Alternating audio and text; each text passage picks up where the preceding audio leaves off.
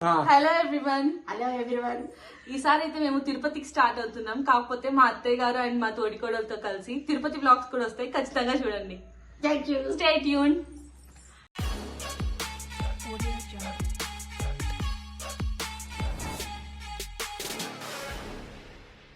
Totally ఇది 3 days trip. మేమైతే వెహికల్లో స్టార్ట్ అయిపోయాం. ఫస్ట్ అయితే శ్రీనివాస్ మంగాపురం రీచ్ అయ్యాము.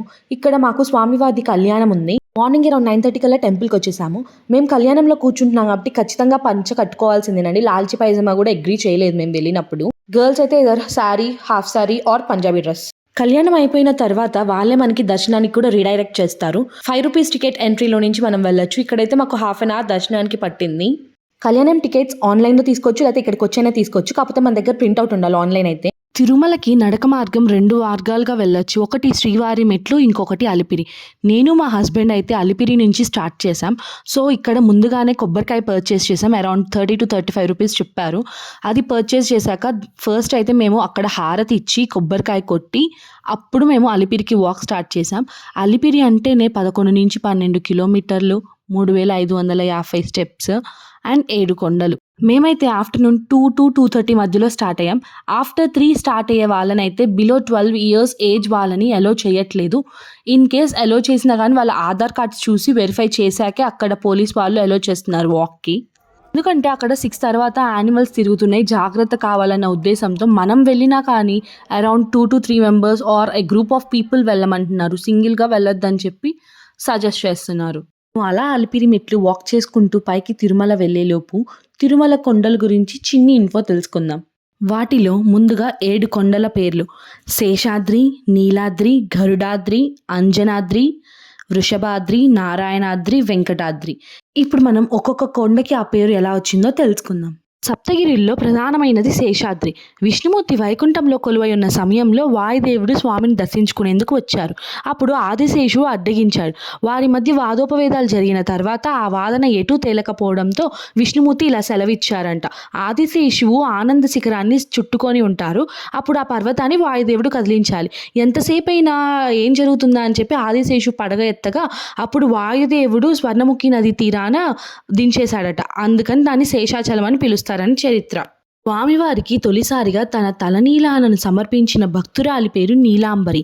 ఆమె పేరు మీదనే స్వామి తన 7 కొండలలో ఒక దానికి నీలాద్రిగా నామకరణం చేశారు. తలనీలాల అనే మాట కూడా ఆమె పేరు నుంచే రూపొందించింది. తలనీలాల సమర్పణ అనేది భక్తుల అహంకార విసర్జనకు గుర్తు. మూడవది గరుడాద్రి. దాయాదులైన నాగులను సంహరించిన గరుత్మంతుడు పాప పరిహార్థం కొరకు విష్ణువుని గూర్చి తపస్సు చేశాడు. స్వామి ప్రత్యక్షం అవగానే తనకు తిరిగి వైకుంఠం చేరే వరం ఇవ్వమని ప్రార్థించాడు. దానికి స్వామి తానే 7 కొండల మీద వెలియనున్నానని తెలిపి ఆ వైనతేయాన్ని కూడా శైల రూపంలో అక్కడే ఉండమని ఆదేశించారంట. అదే గరుడాచలం. నాలుగవది అంజనాద్రి. వానర ప్రముఖుడు కేసరిని వివాహం చేసుకున్న అంజనాదేవికి చాలా కాలం పాటు పిల్లలు పుట్టలేదట. దాంతో ఆమె ఆకాశగంగా అంచునున్న కొండల మీద ఏళ్ల తరబడి తపస్సు చేయగా వాయువు అంజనాదేవికి ఒక ఫలాన్ని ప్రసాదించాడట. ఆ పండును భుజించిన ఫలితంగా హనుమంతుడు జన్మించాడని, అంజనాదేవి తపస్సు చేసిన కారణంగా ఆ కొండకు అంజనాద్రి అనే పేరు వచ్చిందని అంటారు. ఐదవది వృషభాద్రి. కృతయుగంలో తిరుమలలోని తంబుర తీర్థం వద్ద వృషభాసురుడు అనే రాక్షసుడు ప్రతిరోజు తన తల నరికి శివుడికి నైవేద్యంగా పెట్టేవాడట. అలా నరికిన ప్రతిసారి కొత్త శిరస్సు పుట్టుకు వచ్చేది. అతని భక్తికి మెచ్చిన శివుడు ఒకనాడు వృషభునికి ప్రత్యక్షమై ఏం వరం కావాలో కోరుకోమంటే ఆ మూఢభక్తుడు తనకి శివునితో ద్వంద్వ యుద్ధం చేయాలని ఉన్నదని చెప్పాడట. చాలా కాలం పాటు జరిగిన ఆ యుద్ధంలో వృషభాసురుడు ఓడిపోయాడు. ప్రాణాలు విడిచే ముందు తనకు అక్కడ ముక్తి లభించినందుకు గుర్తుగా అక్కడ పర్వతానికి తన పేరు పెట్టాలని కోరుకున్నాడు. అందుకే ఆ కొండకు వృషభాద్రి అనే పేరు వచ్చిందని పురాణ గాథ. ఆరవది నారాయణాద్రి. విష్ణు దర్శనం కోసం తపస్సు చేయ సంకల్పించిన నారాయణ మహర్షి తన తపానికి భంగం కలిగించిన స్థలం ఎక్కడుందో చూపాల్సిందిగా బ్రహ్మదేవుని కోరాడు. అప్పుడు బ్రహ్మదేవుడు ఒక ప్రదేశం చూపించారట. అక్కడ స్వామి సాక్షాత్కారం పొందిన నారాయణ మహర్షి తాను తపమాచరించిన పవిత్ర స్థలాన్ని శాశ్వతంగా తన పేరుతో పిలిచేలా వరం ఇవ్వమన్నాడట. ఆ విధంగా నారాయణ మహర్షి తపస్సు చేసిన కొండకు నారాయణాద్రి అనే పేరు స్థిరమైందని చెబుతారు. ఇంకా ఆఖరిది 7వ కొండ పేరు వెంకటాద్రి. వేం అంటే పాపాలు అని, కట అంటే హరించడం అని అర్థం. అంటే స్వామి సమక్షంలో సర్వ పాపాలు నశిస్తాయట. అందుకే ఆ పవిత్రగిరిని వెంకటాద్రి అంటారని ప్రతీతి. దీనికి సంబంధించి ఒక కథ ఉంది. శ్రీకాళహస్తిలో నివసించే పురందర సోమయాజి అనే బ్రాహ్మణుడికి ఒక కొడుకు పుడతాడు. అతగాడికి మాధవుడు అనే పేరు పెట్టి అల్లారు ముద్దుగా పెంచుకున్నారట ఆ దంపతులు.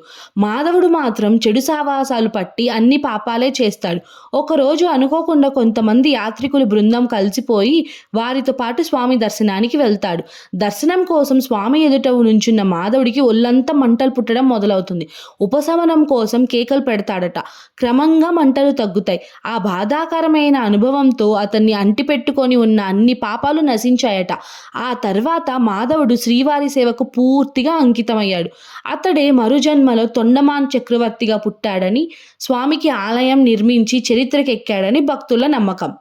నాకు తెలిసిన మేరకు 7 కొండలంటే ఇవి అర్థం. ఇది కాకుండా మీకు ఇంకేదన్నా కథ తెలిస్తే, లేకపోతే నేను ఏదైనా మిస్ అయి ఉంటే మాత్రం ఖచ్చితంగా కమెంట్స్లో చెప్పేసేయండి. ఇంకా మా నడక విషయానికి వచ్చేస్తే ఆల్మోస్ట్ రీచ్ అయిపోయాం. నెక్స్ట్ ఇంకా మోకాళ్ళ పర్వతానికి వాక్ ఉంది.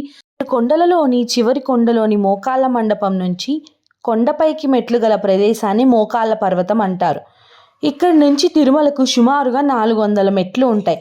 వాటిలో మొదటి 100 మెట్లు మామూలు మెట్ల కంటే కొంచెం పెద్దగా ఉంటాయి. ఈ మెట్లు ఉన్న పర్వతం నారాయణగిరి. నారాయణ గారిపై పాదం మోపడం మహాపాపమని తలచి శంకరాచార్యుల వాళ్ళు మోకాళ్ళపై కొండ ఎక్కారని అంటారు.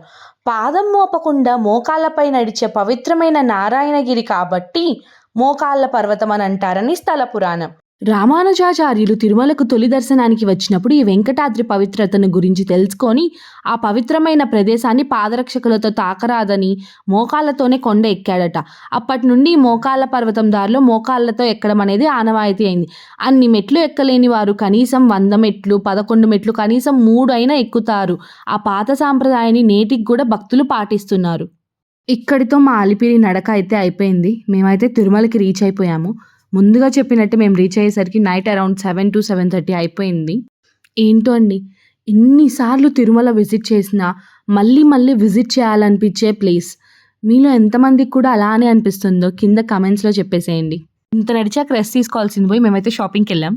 మాకు నెక్స్ట్ డే ఆఫ్టర్నూన్ దర్శనం ఉంది కాబట్టి నెక్స్ట్ డే మార్నింగ్ మేమైతే తలనీలాలు ఇవ్వడానికి వెళ్ళాము. చేసిన తర్వాత ఫ్రెష్ అయ్యి మేమైతే ఫస్ట్ వరాహస్వామి గుడికి వెళ్ళాం దర్శనం కంటే ముందు. మీలో ఎంతమందికి దర్శనం కంటే ముందు వరాహస్వామి టెంపుల్ని విజిట్ చేయాలన్న స్టోరీ తెలుసో కింద కమెంట్స్లో చెప్పేసేయండి. ఇన్ కేస్ తెలియని వాళ్ళకైతే త్వరగా చెప్పేస్తాను. పురాణాల ప్రకారం వెంకటేశ్వర స్వామి వరాహస్వామి దగ్గర స్థలం తీసుకున్న విషయం అందరికీ తెలిసిందే.